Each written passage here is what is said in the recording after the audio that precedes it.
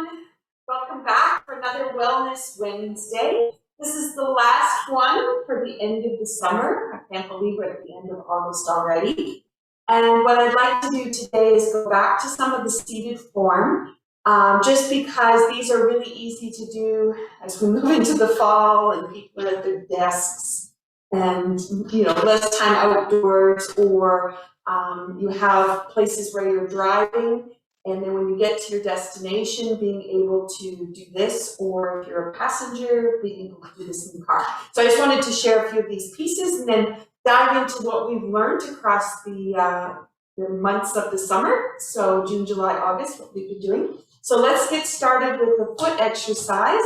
So this one is the pull up of the foot, and just to get that pump going down in the heel. So we've had high humidity here, so my body's really been challenged with extra fluid, and it just can't seem to cope. So this is a really good exercise just to get that pump to send everything back up to the core and get processed. Okay, and let's try the other side. So we're going to be doing the same. All right. And then from there, we have the switching that goes side to side. You put your hands and fists in between your knees, and we're just going to go side to side. All right.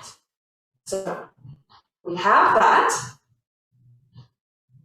And then what we're going to do is go to straight, and we're going to take the heels.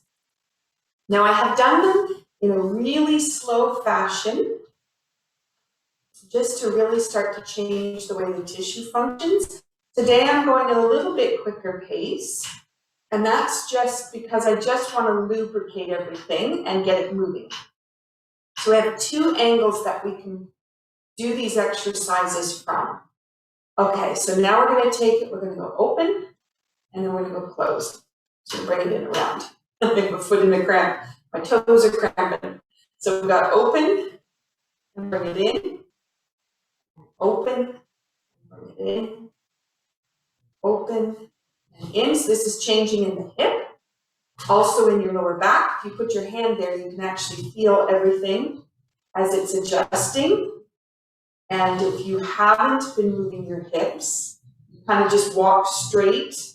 That's the only thing you really do. This is really important because you want to change the dynamics of the pelvis. The way you're working. Okay, so we have heels this time.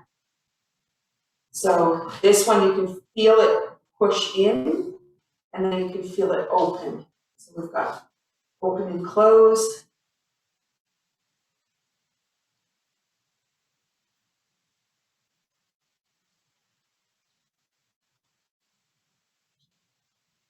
Okay, and then we're going to put the feet together. We've got heel, toe, heel, toe. You're going to slide the toe forward. Nice long stretch, and bring it back. Heel, toe, heel, slide it out there. Nice long stretch. And we're focused on pulling across the top of the foot so that we are opening the energy lines that run on the top surface of the body. And that little pull helps with the systems for stomach, spleen, gallbladder, liver. And on the back side, when we get to the heel, pushing forward, that's going to be kidney and bladder that are going to be working through there. So we've got that. Okay, so now we come across, flex the foot. This time, give a nice long push, and then that's going to come in, and we're going to take it back, sliding it out, give it a push, and bring it back, taking it over, give it a slide, and bring it back, take it over, push it out. Beautiful. Okay, so a couple more. And that opening behind the knee is opening kidney and bladder. Perfect. Okay, so then we've got ball of the foot, heel drop, ball of the foot, heel drop. So this one is picking up the foot, putting it down. Sometimes the coordination of this can be really tricky. So we're just going to let it figure itself out. Okay. And then what we're going to do, ball, point your toe, ball, flat. Ball, point your toe, ball, flat. Ball, point, ball, flat. Ball, point, ball, flat. That's it. Okay. Coming up on the other side. And ball, toe, ball, flat. So now what we want to do is go over the top of the foot. I'm just going to turn. So if I go ball, toe, toe, we're going to go over the top, roll it back, and then flat. A little bit harder. I usually do this slightly different, but just so you can turn yourself this way. So ball, toe, over the top, ball, flat. Now that might not be comfortable for you, or as my foot's doing, it's doing a little cramping. So what you can do is take your foot across, run your hand down your foot, and then just pull the toes down. Get a nice long stretch across the top of the foot. Just let that engage. And that will open it in a similar fashion, might be a little bit easier than the other way. Again, that's just really giving that stretch across the top to open up anything across that ankle. All right, if we let that go, let's go to the other side. See if that toe cramp is finished. Yep. So cramping just tells you there's too much energy in the system there, and definitely you want to be able to work that out. So that's what we're working on. All right, so just letting that happen all the way across. There's something exciting about joints in the body is information travels through the joint. So even though it's a space, it's got information coming from the bones on each side of the space, but also the tissue on each side of the space. And when we have tension and high emotion, we can have the tendons and the ligaments really tighten up. Not that it tightens up so much, but where they connect and join in with other pieces of tissue can actually end up with a tension point. That can be when you pull something or rip something, if it's really traumatic, and you will wonder why, because all you did was step a certain way and then something happened. You rolled your ankle, as an example. And all of a sudden, all of the tendons, everything just kind of let go. The ligaments, they'll refer to it as the ligaments would stretch. And that's because of some emotional engagement within the tissue that's created an imbalance in the patterns that you use for moving. And so Tai Chi is about calming the system, releasing that emotion, and allowing for the whole system to just really calm and change patterns. And so these simple little things like just holding there is not doing very much, but you're doing a lot with just a little bit. Okay, so you could be here, toe, would go over the top, roll it back, and then go flat. Okay, so I did it first by just holding on my toes. I'm glad I did, because with the swelling today in the ankles, this actually now is easier. I'm not getting the cramping of the muscles the way that I was, but I definitely can open up across. But I'm just going to do one more this way, in case you choose to do the activity this way. Bring it back. And why are we doing that? When we go across the toes, you're going to cross a lot of joints, but you're also opening across the toes, which are the end lines of several energy lines. And those openings, sometimes you get a block in there. You can get cramps in the toes. You can end up with locking joints. You can end up with not using your foot to your walk anymore, like you kind of walk on top of the floor instead of through the foot. And all of that is coming from tension that's within the toes. So it's really nice to let the toes relax and open and have space. They do a lot of work for us: gravity, centering, stability, balance. There's a lot of reflex work that happens through the feet, and if they're tight, if the muscles aren't moving, if the emotions are locked into the muscles of the feet or into the tissue of the feet, you can have real reduced mobility, but you can also have really imbalanced movement patterns. And so spending time with your feet is really valuable. Okay, so we've got that. So now we're just going to do the Fred Flintstone run. All right, and we got that. Okay, so now you probably feel that energy starting to really come up the body. This is such a great exercise for being able to expand things. So now let's take it a bit further. This is going to engage your foot. Maybe let's go for a walk. Something that people don't often do is just think about how are they walking. So let's just go to the walk and find out. Beautiful power in my foot today. There wasn't power this morning, and a lot of people, I've seen a lot of people walking outside and at the beach, where they walk kind of this way, where they put their feet down, and they don't actually walk through. So they're actually pushing through and having power in the foot. And they might get here, and they might get here, and then that stops, and they do a pull-up, which is really using the hip in the wrong way, and it's not using the power out of the ground. So what you're looking for when you walk is, does your foot push you forward when you walk? So you actually have power coming out of the ground.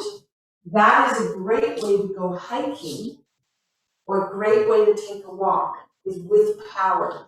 But if you're walking like this, that's a lot of work, hip flexor, a lot of work this way. The body really isn't designed to do it all this way. It's designed with the push forward. Okay, so we were just checking in to see how is your walk. Is your foot working the way you want it to work? And if that's the case, then what I'm going to do is get you to come and to sit again, and we're going to do the seated to standing W, because this is really powerful. And we're just going to allow the feet to find the floor and engage all those reflexes I talked about. So that is the first one. We go out with the hands. I'll just do that again. So the hands go up and out, they come in and down, and you're just massaging down into the feet, push into the feet, comes back. And the back's just going to let go and roll as it goes. Use the feet come back. This nice, gentle massage. All right. Now what we're going to do is part 2, which is balancing on your feet, which is you come up to the feet, but you don't actually get up. You can see where the power is in the leg, and this action is lining everything up so it's going to function right. Okay? And the third one, the hands, instead of going more out, they're going to go up, and that upward motion you push into your feet is going to take you straight up, and then the hands will just turn, you're going to sit right back down. Now the chair isn't going to go anywhere, so you don't need to look behind you. You also don't need to worry about how to sit down, because you do know how to hinge at the hip and sit back. So you go up, and just as you came up with the hip, you're going to go back. Sit back, sit back, sit back, and there the chair will be. And you're just going to sit right back down, not plop down, but sit down. Okay, so we do this again. Your feet are shoulder width apart, ankles a little bit behind the knee just so you can get up. So you have to fall forward. That's your part 1. Balance. That's your part 2. And up. That's your part 3. The hands at the top. Just, I know because you can't see in the camera. The hands go up. They just turn over and they come right back down. Okay, so you've got bowing in, and then balance, and then out. Let that go, out, balance, and up and out.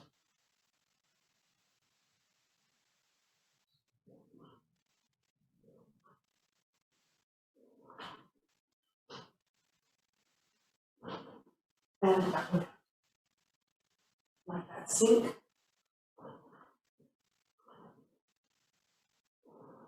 And balance, and up and out. And let that sink. All right. That is great for gaining strength, for one, getting in and out of the chair, and two, being able to function with everything in straight alignment. If you have knee challenges, I would recommend that you start with just moving the hands. Just keep it really nice and gentle. And then falling into the feet. And then let go. Falling into the feet. Letting it go. And that whole action is going to build strength. And as you get better at it, then you can just add the other two components. And you don't need to do a lot of them. You could do 5 seated to standing, so the 3 parts, do 5 sets of those. And that's going to give you great strength. And later in the day, you can choose to do it again and just have a little bit more strength coming in. Okay, so that gives us a little bit of that. And the other part that I wanted to spend some time on is we talked about the saber a little bit this session, and we did some actions. And the reason I enjoy working with saber is because of the spiral action that it creates. Our tissue, when we turn it, engages everything at the same time, and it also gives it a little squeeze. That squeeze is cleaning the blood, building bone marrow, making those bones really strong, taking the tissue anywhere where there's imbalance. The spiral action allows it to just really engage together and then release together. So it has a way of finding its balance again. And we do that all the way through the Tai Chi set, absolutely.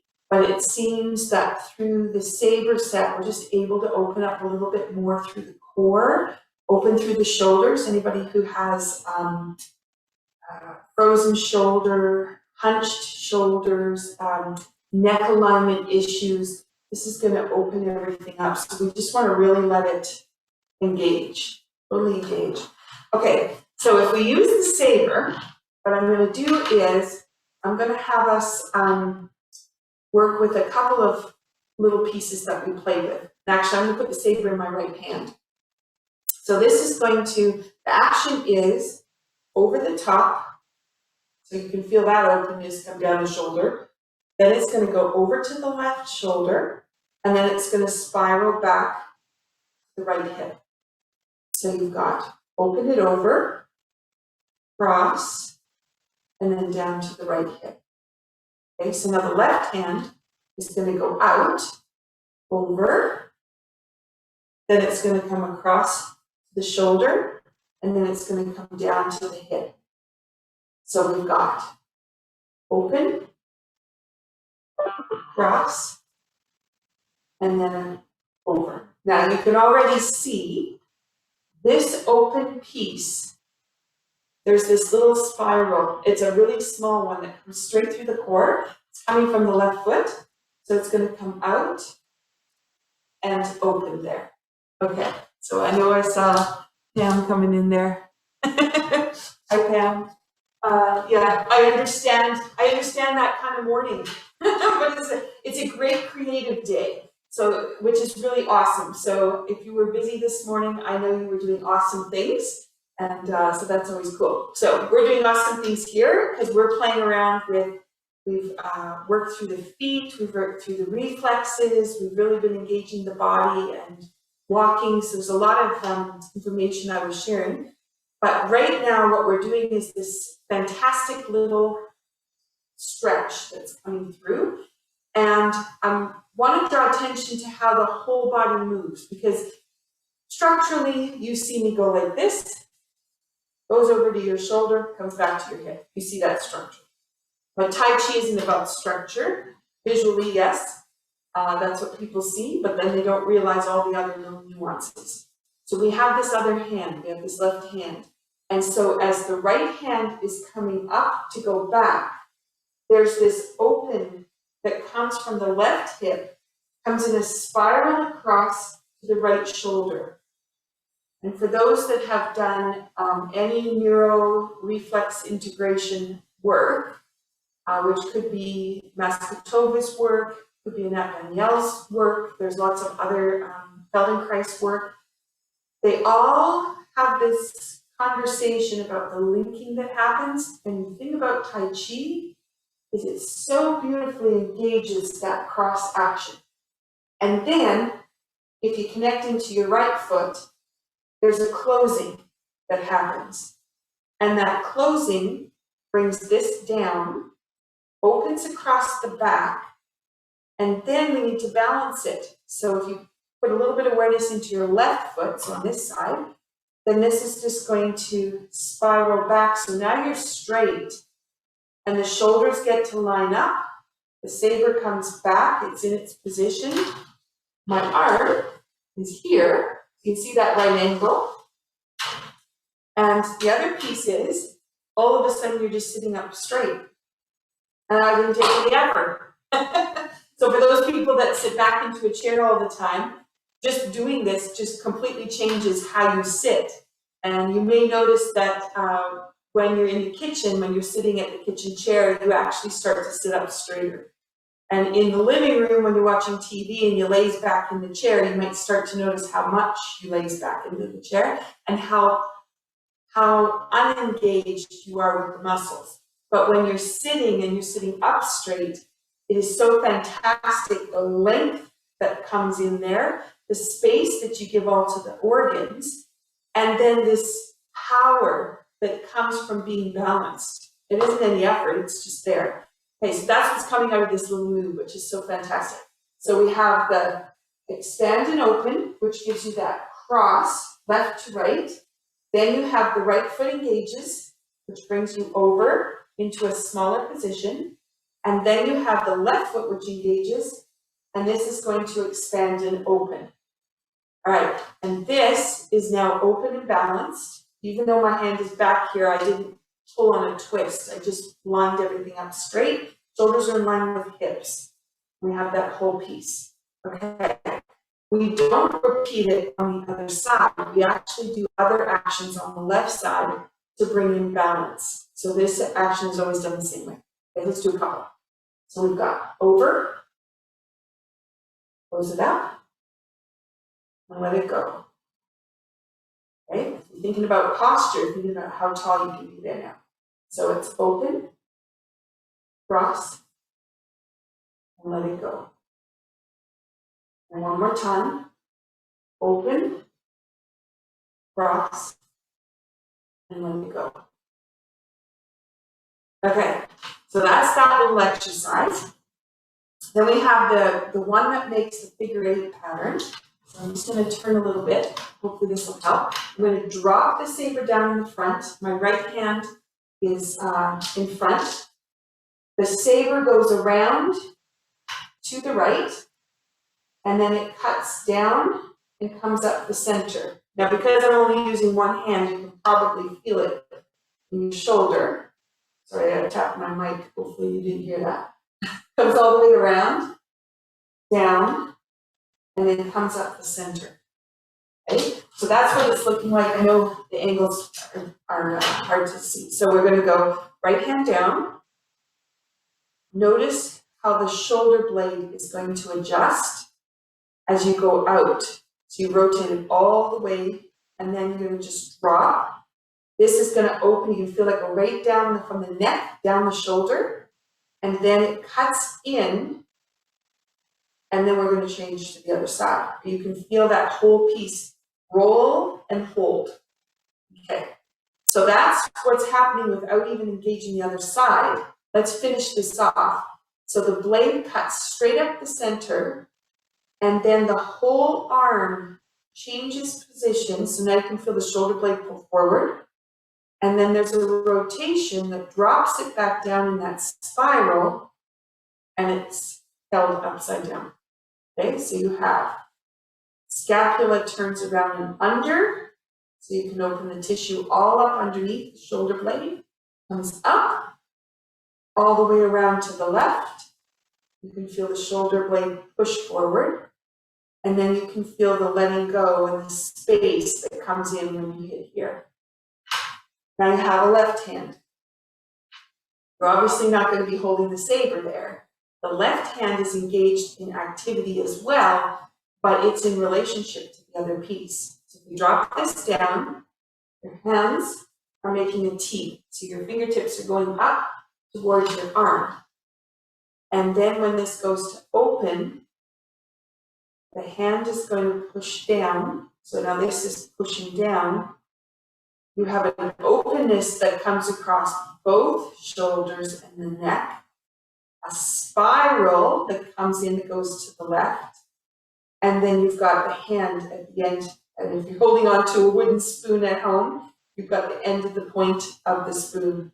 Okay, so now this is going to follow around, and then this is going to engage and come up. And right there is where you feel the openness of the shoulder on this side, but also the spiral that comes back through the core. So subtle. Okay, so you have lift, that's pulling on that left shoulder, opening the scapula, it drops, this lines everything up. Now you have a spiral that goes a little bit to the left, which opens that right side up differently. Blade turns over, you feel that scapula, and then pull up.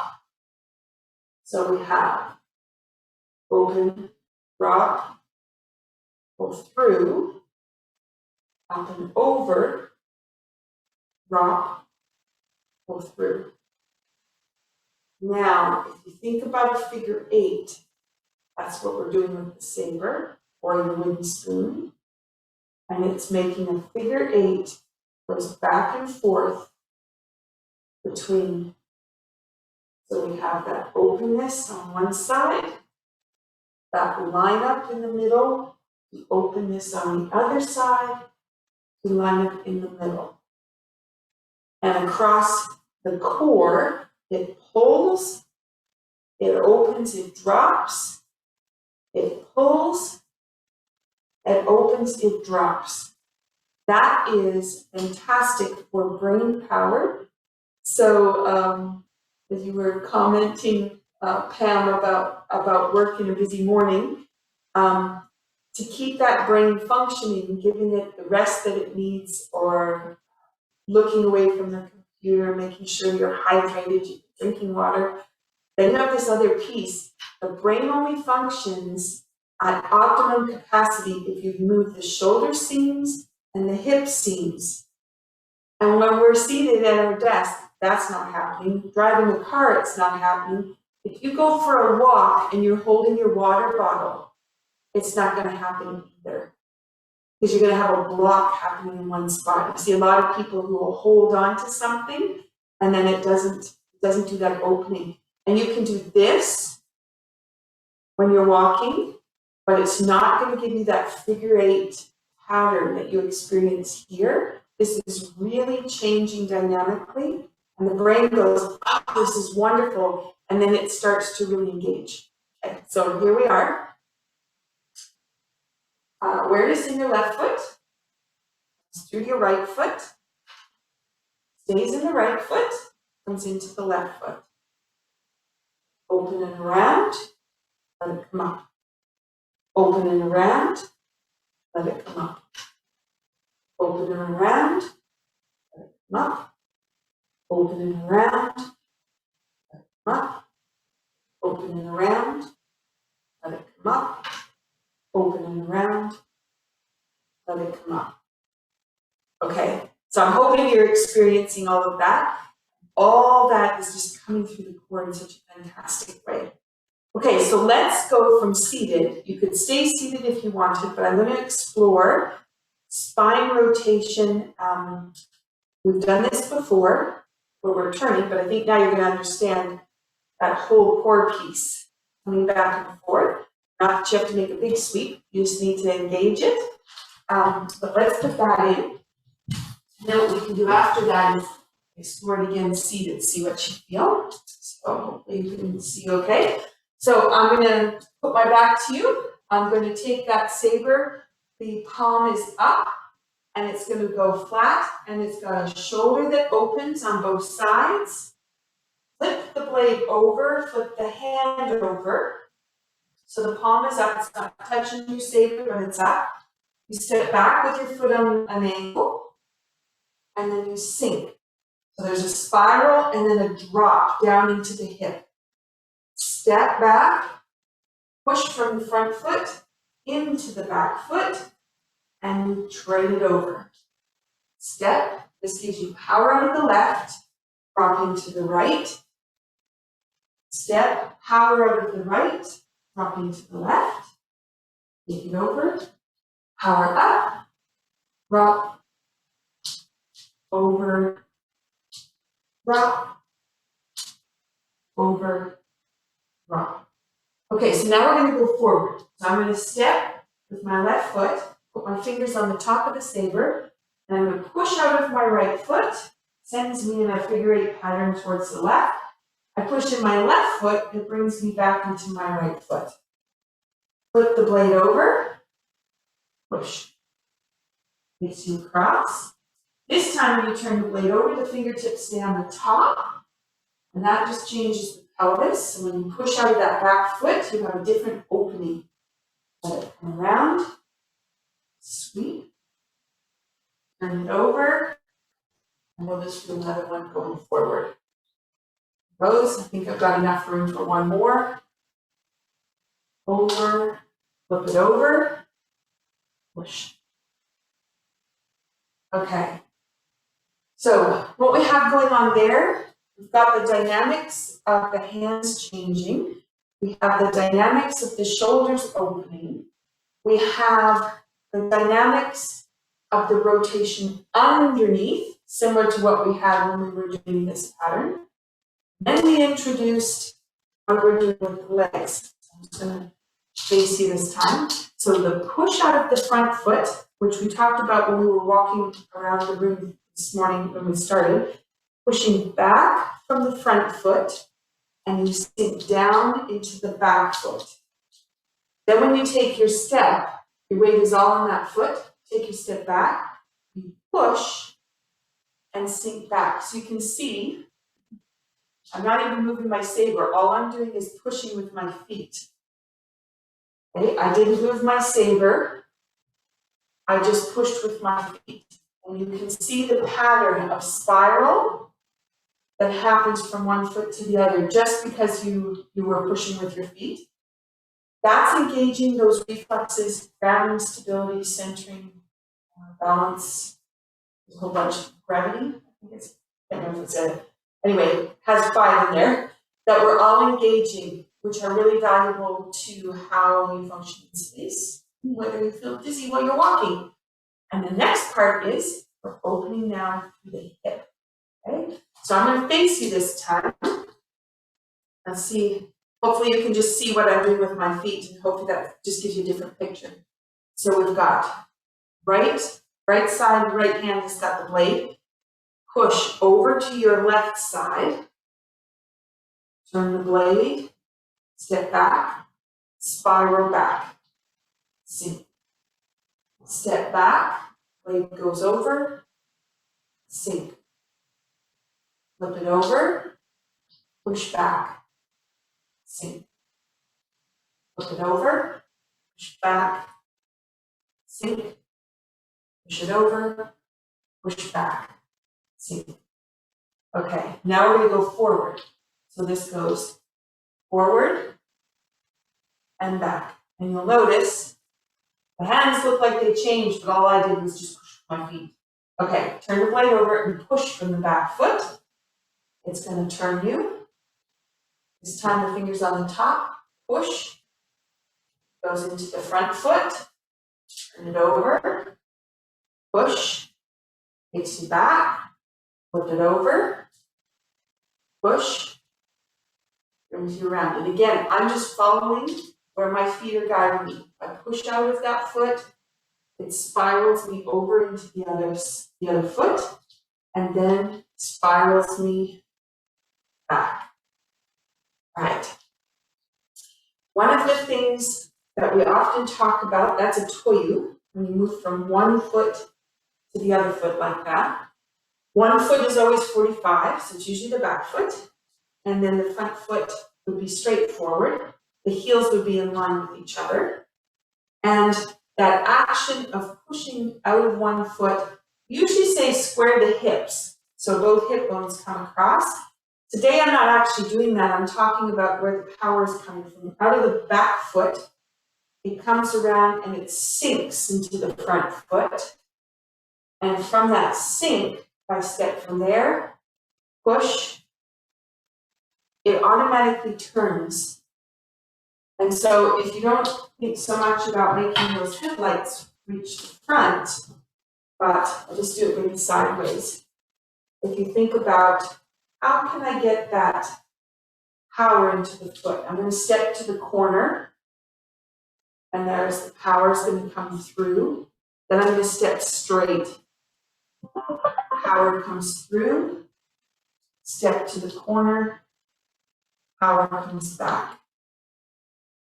The piece that I want you to notice is the opening of the hip.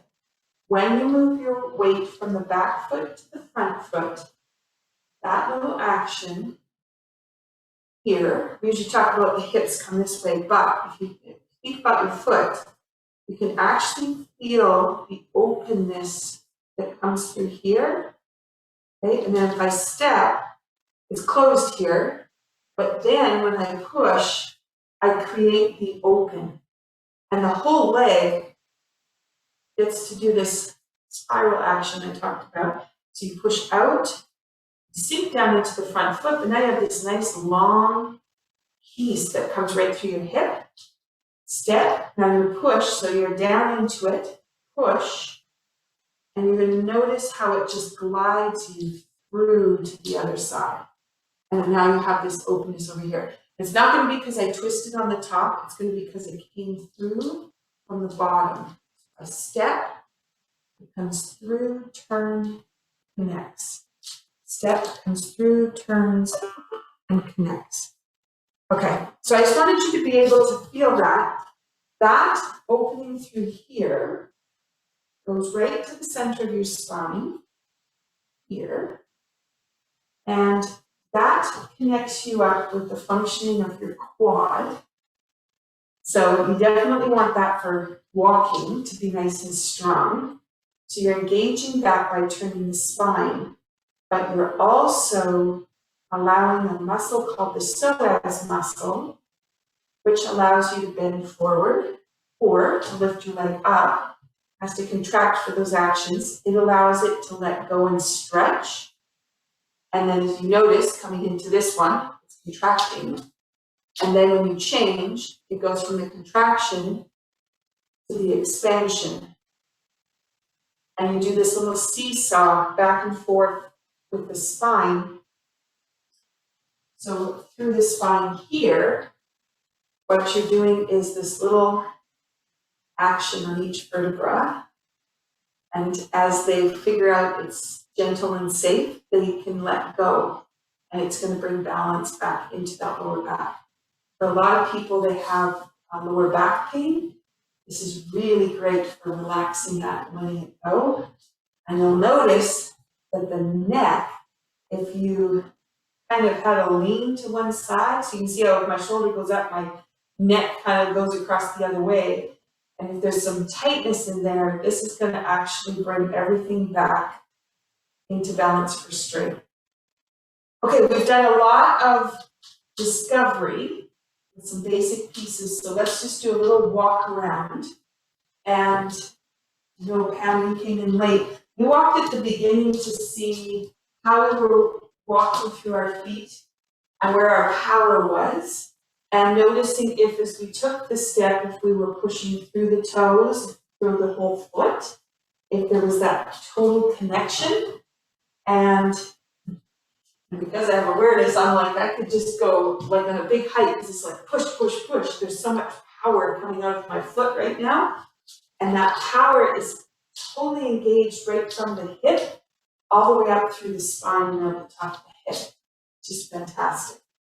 So if you're taking a walk at the moment, hopefully you're feeling that. You're not feeling this kind of walking, or as I explained before, some people, they'll start to push through their foot, but they walk like this. And what you'll notice with that action is their walk becomes this, because they haven't quite got full use of their foot, and it gives them a lean. So you can imagine where balance goes.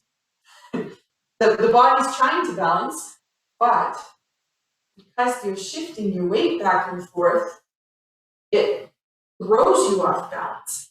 And if you come from the power behind your foot, you can see how it just brings you straight forward. There isn't any teetering from side to side that would allow you to go, oh. Or if you put your foot on a rock, which is common, because when you're walking in the yard or something, uneven surface where you're ready to tilt because of the way you walk, and then you step on something and then goes you over. This is going to prevent all of that. Okay.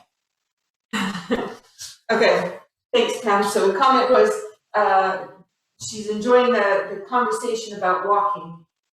And so if you think about how you're directing that movement forward, how the power is coming into the foot, and when you walk, your hands automatically will swing because they are a part of that whole action. That's why they swing opposite, because they're a part of that.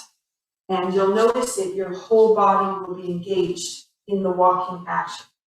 If you put a water bottle in your hand or a cup of coffee and then go walking and then put your phone in the other hand, maybe it's here, most people it's headphones and it's here, and you're walking like this.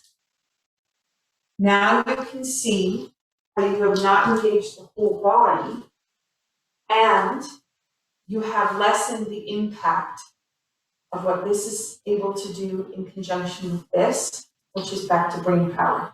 And you might see them go like this, but already you can see there's not much power in that, not the same as really taking that step and being involved in the actual movement. Okay, I'm hoping that helps. This applies to the stairs, and I don't have stairs in here to be able to show this, but it applies to the stair. When you step up onto the step, you want to step with a flat foot, and then when you put your foot down onto the step, you're actually pushing down into the floor, and it pushes your legs straight. I have a balance board. Isn't exactly going to be even, but we'll give you an idea. So if I was to put my foot onto the board, as if this was my step, without it wobbling, I would be pushing straight down into my foot. And that's where the power comes to go up the stairs. So it's pushed into it, and then the other leg is ready to swing straight up. So the push down goes up, and then it would be into the next. Put your foot down. Make sure your whole foot is flat. If you try to do the stairs by putting your foot behind and the heel drops, you have lost all the power in the foot, and you're going to be asking all the tissue on the back of the leg to push you up. That is not efficient for the whole leg. So you want to put your foot flat, push, and that's going to take you up. To come down the stairs, should be fine on my balance. Okay, you're going to sink back, like you're going to sit back into the chair, and then you put all your weight into the foot, and the other foot is going to extend down because you sink, and then you're going to step off of that. But it isn't because you went, it's what most people do, and they drop themselves head first, and they go down into the step. Or they'll hold on to the banister, and they'll go like that. And that also is not using the hip or the quad. in the right way. So Pam, we started with seated to standing dog use at the beginning, which is actually how you develop all the skills for really using the stairs in a grand way. So that's on the video for those people who want to go back and take a look. You can put it there. So I think what I'm going to do is I'm going to leave it there for today. And what I'm going to do is come back to here. Do you have any questions, Pam?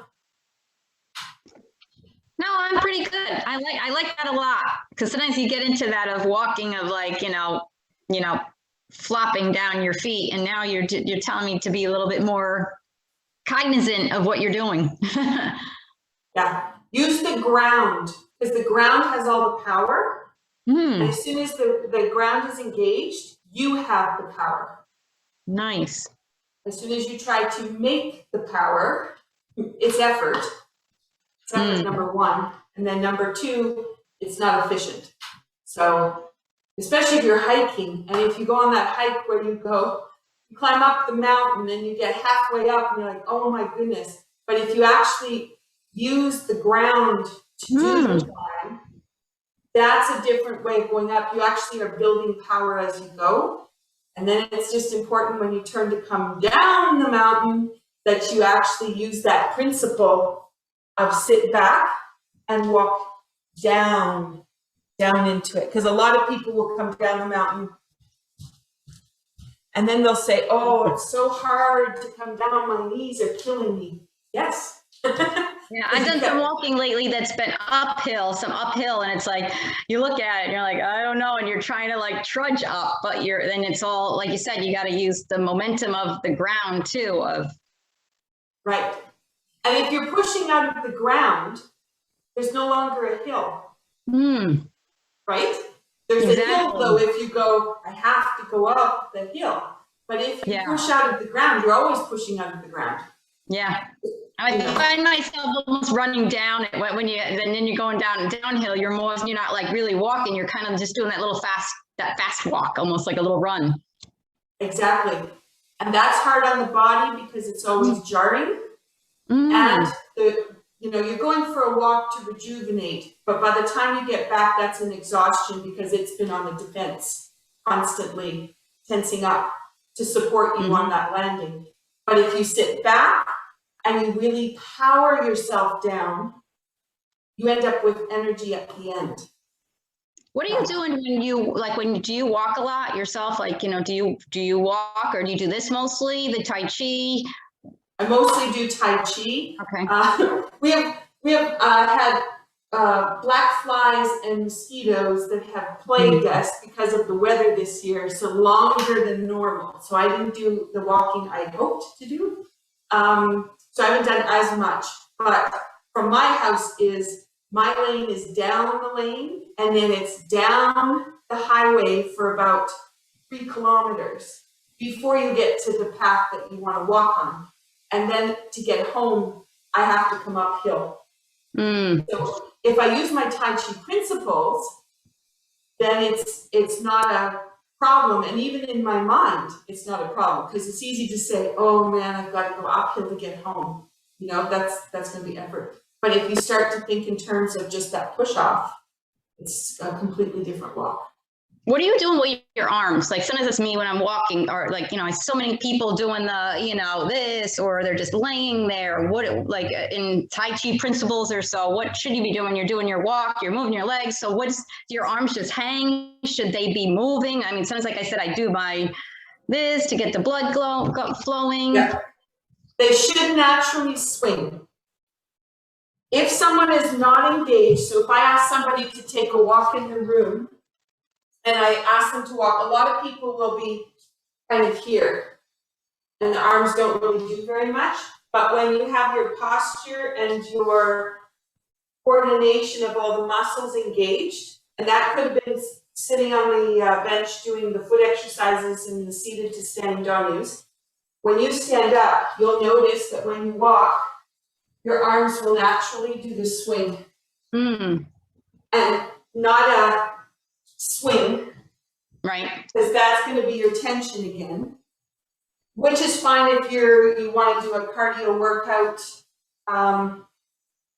you know, and you want to do some kind of strength piece with it. But if you're going, because you've been doing stressful things and you want to make sure you relax, Tai Chi is counter to all those other ideas. So then you want to be completely relaxed, soft, and when you walk, it just flows. And that's when the walk gives your heart a rest. Instead of you're actually working harder on your heart, actually gives it a rest. The blood pumps nice and easy. The arteries work nice and easy, and it's a completely different way of thinking about it. Oh, nice, nice. Yeah. It rained the other day, like for 2 days, and it was like I finally was able to walk yesterday, and it felt so good. And for 2 days, I was like, oh, can't do it, and it just feels good. I mean, you can do things in the house and everything, but just to be out in nature, and that's what I like to do. And you know, you miss it. You know, it's almost like you're, you know, part of you. Yeah, exactly. Yeah, that's me if I don't do Tai Chi.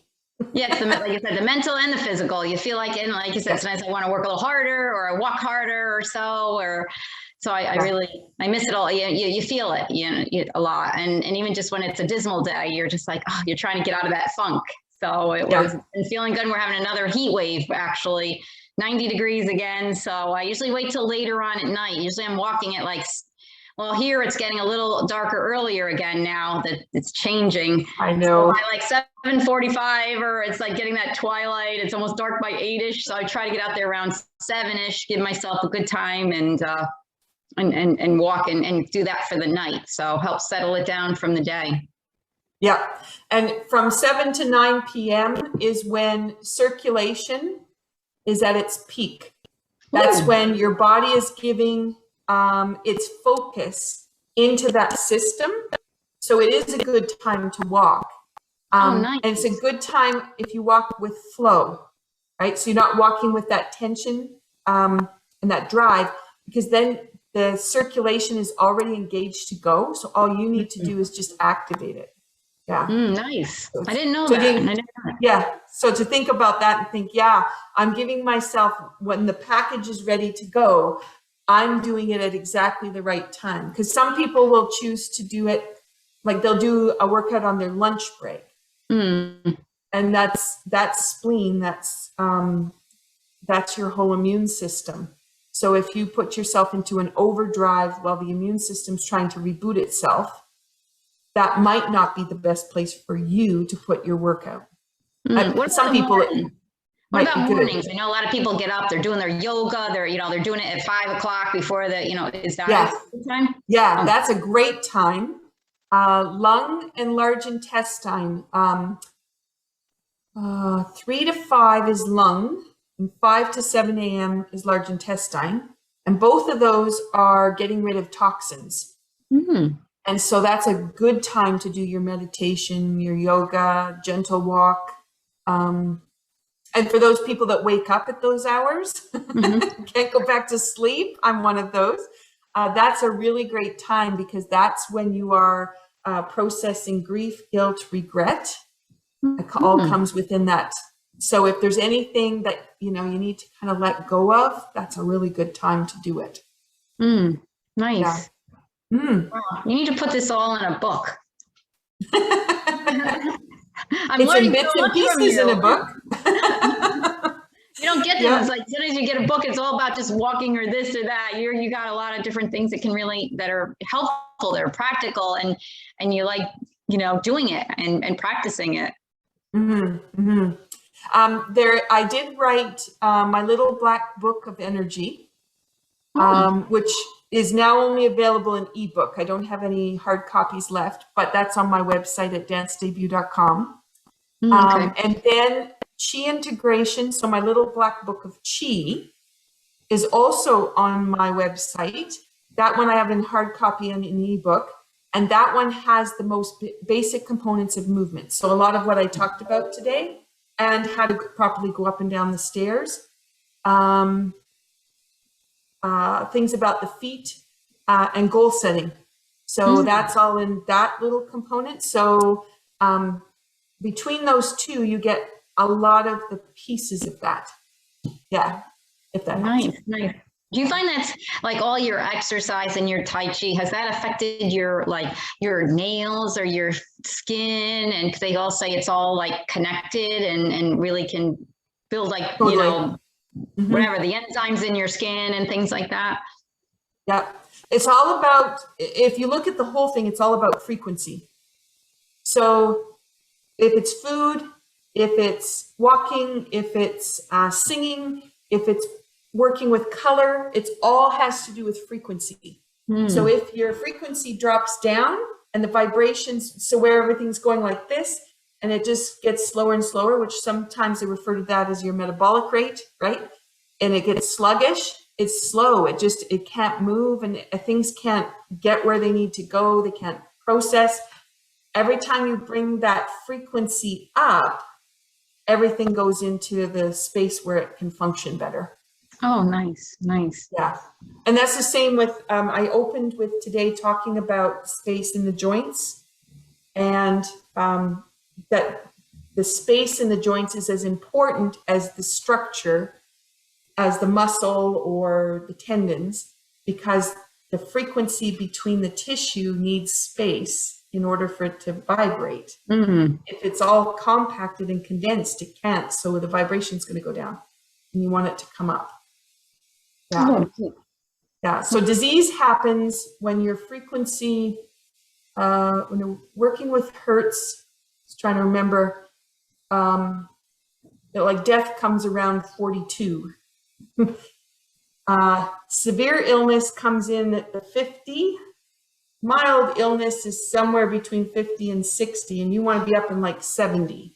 You want to be up in that range. That's where everything's functioning optimally. And it doesn't mean you have to work out harder to bring the frequency up, because if you work hard and put yourself into stress, that gives you something different, because the tension again is closing everything back up. So you want to be in a place where everything opens and is free and flowing. Nice, nice. Yay. I love this. Yeah. Awesome. Good questions. Thank you. Then we'll be back and doing our attention. That's really helpful too. So exactly. We have Alexis today. So yay. Wonderful. Awesome. Okay. Well, I'll sign off from here and I'll see you on the other side. Sounds good. Bye.